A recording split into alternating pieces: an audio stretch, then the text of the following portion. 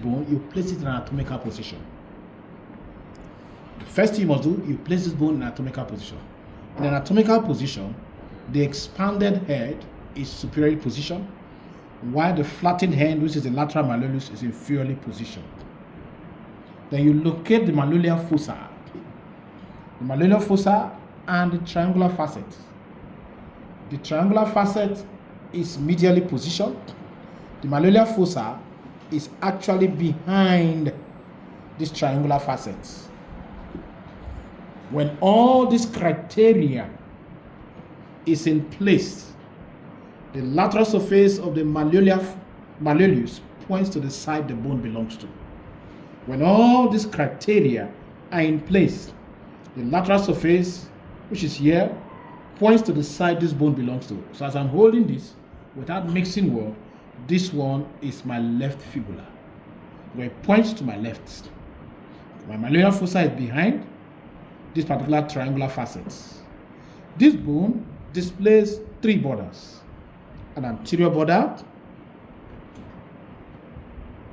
which is this. You see the anterior border, this running downwards and looking as if it's tilting slightly towards the lateral part of the malleolus. Next, medial to it is the interosseous border, which is conspicuous more on the middle third of the bone. Next is the posterior border, runs from above the styloid process and comes to the posterior part of the mid-lateral malleolus. These three borders, therefore, bounds the following surfaces: lateral surface, this particular one, medial surface, then posterior surface. The lateral surface is bounded by the anterior border and the posterior border.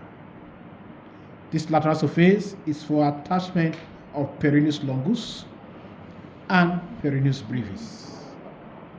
The medial surface is bounded by the anterior border and the interosseous border. This surface sometimes can be referred to as an anterior surface. This surface will actually receive that of the tibialis posterior. Then the next, this surface will not receive posterior. This surface will be for attachment of the extensor group of muscles. Extensor, the true longus, extensor hallucis longus, and the peroneus tarsus.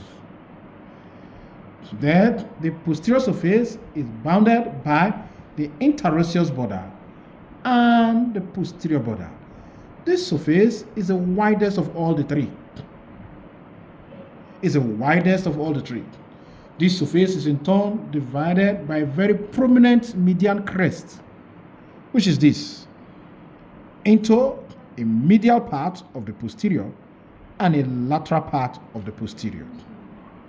The medial part of the posterior, this concavity, you receive the tibialis posterior. This particular lateral part of it, we'll come to see that this particular lateral part, on this upper part, will receive this solus. It's for the attachment of the what? The solus muscle. Is that okay? Then now we are mentioning again, this particular part will also give rise to the flexor what? Hallucis longus.